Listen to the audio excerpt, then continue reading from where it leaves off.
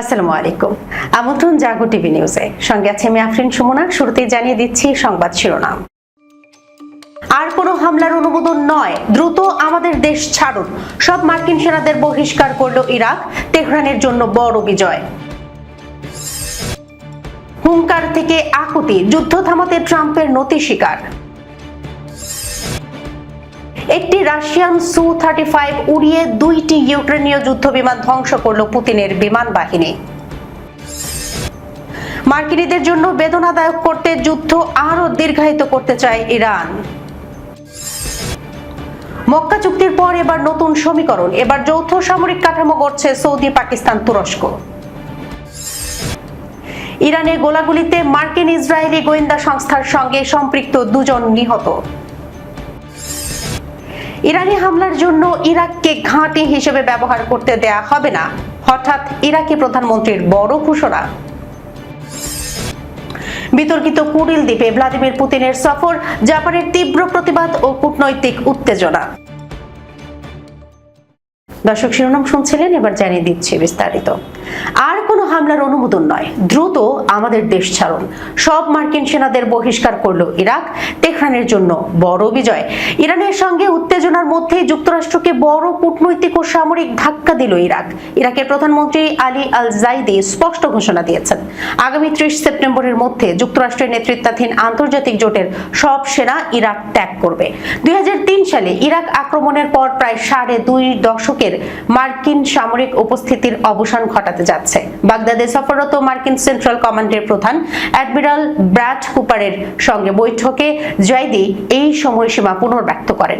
প্রধানমন্ত্রীর মিডিয়া অফিসের বিবৃতি অনুযায়ী জাইদি বলেন, 30 সেপ্টেম্বর জোটের সামরিক মিশন শেষ ও সেনা প্রত্যাহারের চূড়ান্ত সময়সীমা। জাইদি জানান, 1 অক্টোবর ইরাকের ইতিহাসে একটি নতুন দিন শুরু করবে। তিনি বলেন, ইরাক সম্পূর্ণভাবে বিদেশি সামরিক উপস্থিতি থেকে মুক্ত হবে এবং নিজের ভূখণ্ডে পূর্ণ সার্বভৌমত্ব পুনঃপ্রতিষ্ঠা করবে। মার্কিন কর্মকর্তারাও 30 সেপ্টেম্বরের সময়সীমা মেনে নিতে সম্মত হয়েছেন। ইরাকি কুর্দিস্তানের রাজধানী আরবিল থেকে প্রায় 3 সপ্তাহ আগেই মার্কিন সেনা ও সরঞ্জাম প্রত্যাহার শুরু হয়েছে। তবে ইরাকে এখনো কত মার্কিন সেনা রয়েছে এবং তারা কোথায় পুনরায় মোতায়েন হবে তা জানায়নি পেন্টাগন। যুক্তরাষ্ট্রের সঙ্গে সরাসরি সংঘাতে জড়িত ইরানের জন্য এই প্রত্যাহার একটি কূটনৈতিক সাফল্য। ইরাকের মাটি থেকে মার্কিন সেনা প্রত্যাহার তেহরানের আঞ্চলিক প্রভাব বাড়াতে সহায়ক হবে।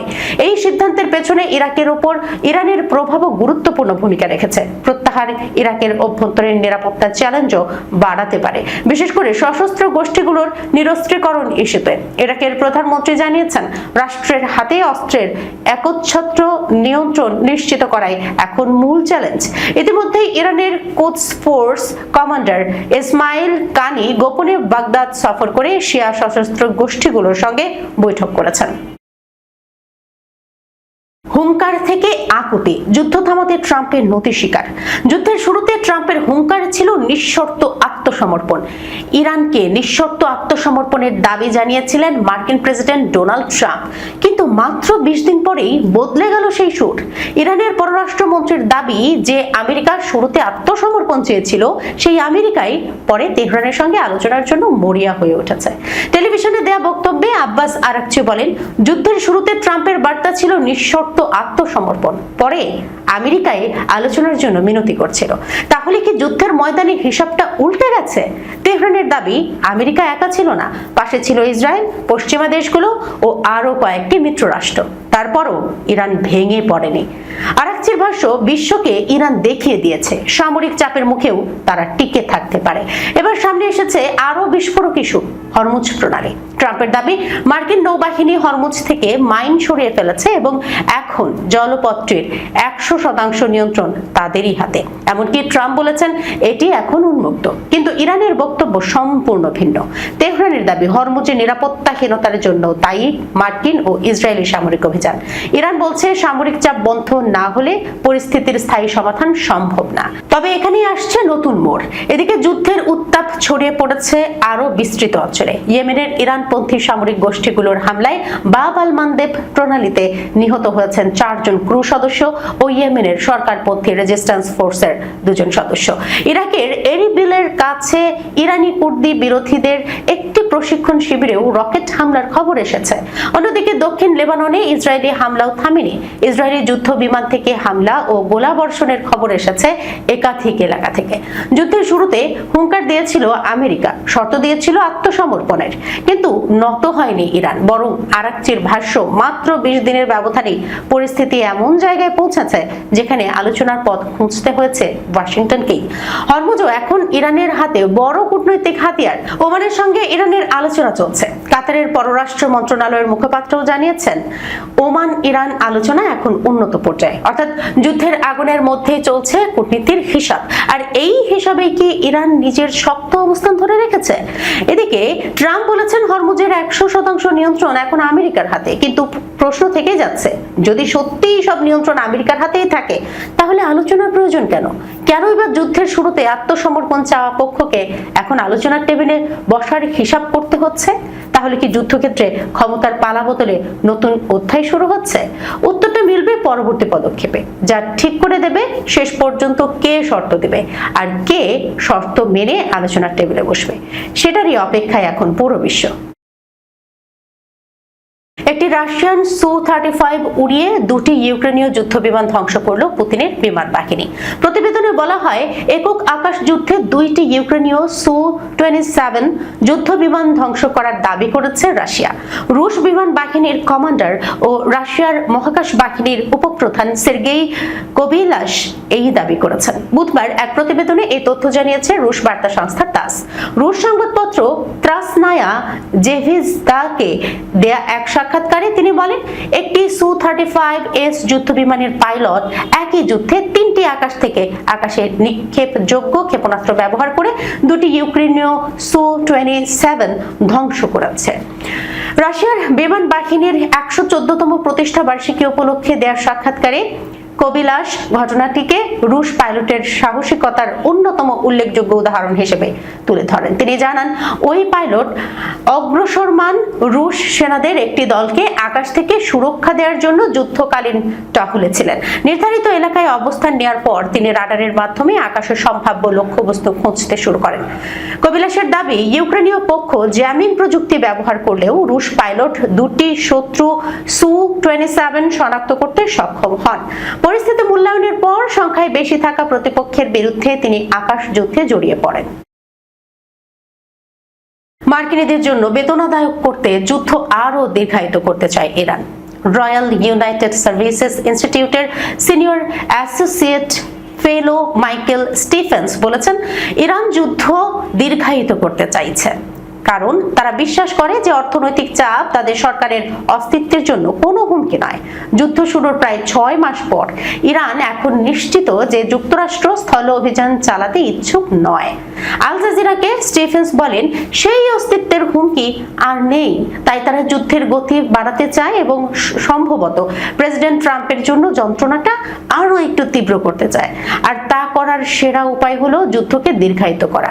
গত 28 ফেব্রুয়ারি যুক্তরাষ্ট্র ইসরায়েলের হামলার আগে ব্যাপকভাবে এই ধারণা প্রচলিত ছিল যে ডিসেম্বরের শেষ ভাগ ও জানুয়ারিতে বড় ধরনের বিক্ষোভের মুখে পড়ে ইরান সরকার। কয়েক মাস ধরে চলা অস্থিরতার পর যুক্তরাষ্ট্র ইসরায়েলের হামলায় ইরান সরকার সহজেই ভেঙে পড়বে বলে ধারণা করা হয়েছিল। তিনি বলেন, এখন পরিস্থিতি তেমন বলে মনে হচ্ছে না। শাসন ব্যবস্থাকে তাদের ইচ্ছানুযায়ী কাজ করতে বাধ্য করার মতো কোনো উপায় যুক্তরাষ্ট্রের হাতে আছে কিনা সেই বিষয়ে আমি পুরোপুরি নিশ্চিত নই। স্টিফেন্সের মতে, বর্তমান অচলাবস্থা ইরানের জন্য কষ্টের, কিন্তু অস্তিত্বের সংকট নয়। আমার মনে হয় এটাই এখন যুক্তরাষ্ট্রের সমস্যা। মক্কা চুক্তির পর এবার নতুন সমীকরণ। এবার যৌথ সামরিক কাঠামো গড়ছে সৌদি, পাকিস্তান, তুরস্ক। মক্কা যৌথ প্রতিরক্ষা চুক্তির আওতায় এবার একটি অভিন্ন রাজনৈতিক ও সামরিক কাঠামো গড়ে তুলতে যাচ্ছে সৌদি আরব, পাকিস্তান এবং তুরস্ক। গত 7 আগস্ট স্বাক্ষরিত এই প্রতিরক্ষা চুক্তির ভিত্তিতে 3 দেশ নিজেদের মধ্যে নিরাপত্তা ও প্রতিরক্ষা প্রতিযোগিতা আরো প্রাতিষ্ঠানিক রূপ দেওয়ার উদ্যোগ নিয়েছে বলে জানিয়েছে তুরস্কের প্রতিরক্ষা মন্ত্রণালয়। বৃহস্পতিবার আঙ্কারায় সাপ্তাহিক সংবাদ সম্মেলনে তুরস্কের প্রতিরক্ষা মন্ত্রণালয়ের পক্ষ থেকে জানানো হয়, নতুন এই কাঠামোর মাধ্যমে 3 দেশের প্রতিরক্ষা মন্ত্রী, পররাষ্ট্রমন্ত্রী এবং সামরিক বাহিনীর শীর্ষ কর্মকর্তাদের মধ্যে নিয়মিত সমন্বয় ও সহযোগিতার সুযোগ তৈরি হবে। এর পাশাপাশি প্রতিরক্ষা শিল্পেও সহযোগিতা আরও গভীর করার পরিকল্পনা রয়েছে। যৌথ সামরিক মহড়া, প্রতিরক্ষা প্রযুক্তি বিনিময় এবং ভবিষ্যতে যৌথভাবে সামরিক সরঞ্জাম উৎপাদনের বিষয়েও 3 দেশ কাজ করতে পারে। তুরস্কের প্রতিরক্ষা মন্ত্রণালয় জানিয়েছে, মক্কা যৌথ প্রতিরক্ষা চুক্তির আওতায় 3 দেশের মধ্যে সামরিক সহযোগিতার জন্য নতুন কিছু প্রাতিষ্ঠানিক কাঠামো তৈরি করা হবে। এর মাধ্যমে শুধু রাজনৈতিক পর্যায়ে নয়, সামরিক বাহিনীর শীর্ষ পর্যায়েও নিয়মিত যোগাযোগ ও সমন্বয় বাড়বে। বিশেষ করে 3 দেশের প্রতিরক্ষা মন্ত্রী, পররাষ্ট্রমন্ত্রী এবং সামরিক প্রধানদের মধ্যে সমন্বিত কার্যক্রম চালানোর পরিকল্পনা রয়েছে। এর ফলে আঞ্চলিক নিরাপত্তা পরিস্থিতি নিয়ে তথ্য ও মূল্যায়ন বিনিময়ের পাশাপাশি সম্ভাব্য নিরাপত্তা সংকটে পারস্পরিক সমন্বয়ের সুযোগ বাড়বে বলে মনে করা হচ্ছে। চুক্তির আওতায় যৌথ সামরিক মহড়াও পরিকল্পনা করা হচ্ছে।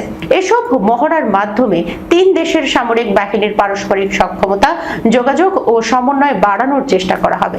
মক্কা চুক্তির গুরুত্বপূর্ণ দিকগুলোর একটি হলো প্রতিরক্ষা শিল্পে সহযোগিতা বাড়ানো। তুরস্কের প্রতিরক্ষা মন্ত্রণালয়ের ভাষ্য অনুযায়ী 3 দেশ ভবিষ্যতে প্রতিরক্ষা প্রযুক্তি ভাগাভাগি এবং যৌথভাবে সামরিক সরঞ্জাম উৎপাদনের সম্ভাবনাও খতিয়ে দেখবে। মার্কিন ও ইসরায়েলি গোয়েন্দা সংস্থার সঙ্গে সম্পৃক্ত 2 সদস্য ইরানের নিরাপত্তা বাহিনীর সঙ্গে সংঘর্ষে নিহত হয়েছেন বলে দাবি করেছে দেশটির গোয়েন্দা মন্ত্রণালয়। বৃহস্পতিবার রাষ্ট্রীয় সম্প্রচার মাধ্যম IRIB-র প্রতিবেদনের বরাতে আল জাজিরা এই তথ্য জানায়। প্রতিবেদনে বলা হয়, দেশের দক্ষিণ পূর্বাঞ্চলে নিরাপত্তা বাহিনীর সঙ্গে সংঘর্ষের সময় ওই 2 ব্যক্তি নিহত হন। এই ঘটনায় আরও 4 জনকে গ্রেপ্তার করা হয়েছে বলেও জানিয়েছে ইরানি কর্তৃপক্ষ। তাদের বিরুদ্ধে সিস্তান বালুচিস্তান প্রদেশে প্রবেশ করে অস্থিতিশীলতা সৃষ্টির পাশাপাশি গুরুত্বপূর্ণ অবকাঠামো ক্ষতিগ্রস্ত করার পরিকল্পনা করার অভিযোগ আনা হয়েছে। ইরানের গোয়েন্দা মন্ত্রণালয় দাবি করেছে, আটক ব্যক্তিরা দেশের নিরাপত্তা ও স্থিতিশীলতা বিঘ্নিত করার উদ্দেশ্যে কাজ করছিলেন। তবে ইরানের এই দাবির বিষয়ে স্বাধীনভাবে যাচাই করা কোনো তথ্য পাওয়া যায়নি। এদিকে ইরানের যুক্তরাষ্ট্র বা অন্য কোনো শত্রুপক্ষ স্থল অভিযান চালানোর চেষ্টা করলে তা শুরু হওয়ার আগেই প্রতিহত করা হবে বলে হুঁশিয়ারি দিয়েছেন দেশটির সেনাবাহিনীর উপনির্বাহী সমন্বয়ক ব্রিগেডিয়ার জেনারেল আলী রেজা শেখ। বুধবার প্রকাশিত এক সাক্ষাৎকারে তিনি বলেন, শত্রুর যে কোনো স্থল অভিযান শুরু হওয়ার আগেই গুড়িয়ে দেওয়া হবে। শেখ বলেন, ওয়াশিংটনের সামরিক বক্তব্যে সাম্প্রতিক পরিবর্তনগুলো যুক্তরাষ্ট্রের বৃহত্তর কৌশলগত ব্যর্থতার ইঙ্গিত দিচ্ছে। আধুনিক যুদ্ধের জটিল পরিস্থিতিতে ইরানের কৌশলী অবস্থান যুক্তরাষ্ট্রকে বারবার তাদের রাজনৈতিক লক্ষ্য পরিবর্তন করতে বাধ্য করেছে। ইরানের হামলার জন্য ইরাককে ঘাঁটি হিসেবে ব্যবহার করতে দেয়া হবে না। হঠাৎ ইরাকি প্রধানমন্ত্রীর বড় ঘোষণা। খবরে বলা হয়েছে, প্রতিবেশী কোনো দেশে হামলা চালাতে ইরাকের ভূখণ্ড বা আকাশসীমা ব্যবহার করতে দেয়া হবে না বলে জানিয়েছেন দেশটির প্রধানমন্ত্রী আলী আল জাইদি। খবর আল জাজিরার। রাতে ইরাকের আকাশ প্রতিরক্ষা কমান্ডের অপারেশন সেন্টার পরিদর্শনের সময় তিনি এই কথা বলেন। এ সময় তিনি দেশের আকাশ প্রতিরক্ষা ব্যবস্থা আরও শক্তিশালী করার পরিকল্পনা নিয়ে কর্মকর্তাদের সঙ্গে আলোচনা করেন। ইরাকি নিউজ এজেন্সির প্রতিবেদনে বলা হয়, দেশের নিরাপত্তা ও সার্বভৌমত্ব রক্ষায় ইরাক কাজ করছে বলে জানান প্রধানমন্ত্রী। তিনি বলেন, কোনো প্রতিবেশী দেশের বিরুদ্ধে হামলা চালানোর জন্য ইরাকের ভূখণ্ড বা আকাশ সীমাকে ঘাঁটি হিসেবে ব্যবহার করতে দেয়া হবে না। আলী আল জাইদি আরো বলেন, ইরাকের আকাশ সীমা ও সার্বভৌমত্বের প্রতি কোনো ধরনের লঙ্ঘন মেনে নেওয়া হবে না।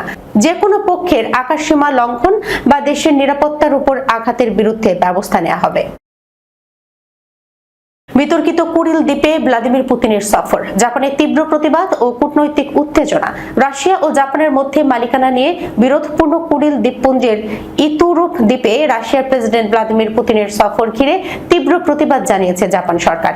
বৃহস্পতিবার রুশ রাষ্ট্রীয় গণমাধ্যমে পুতিনের এই সফরের খবর প্রকাশের পরপরই টোকিও তাদের কড়া প্রতিক্রিয়া প্রকাশ করে। জাপানে এতোরোফু নামে পরিচিত এই দ্বীপে পুতিনের অবস্থান 2 দেশের মধ্যকার বহু দশকের পুরনো ভূখণ্ডের মালিকানা বিরোধকে নতুন করে উস্কে দিয়েছে। জাপানের পররাষ্ট্রমন্ত্রী তোশিমিৎসু মোতেগি এক আনুষ্ঠানিক বিবৃতিতে বলেন, ঐতিহাসিক প্রেক্ষাপট এবং আন্তর্জাতিক আইন উভয় দিক থেকেই এই দ্বীপগুলো জাপানের অবিচ্ছেদ্য ভূখণ্ড। জাপান সরকার প্রেসিডেন্ট পুতিনের এই সফরের তীব্র প্রতিবাদ জানাচ্ছে।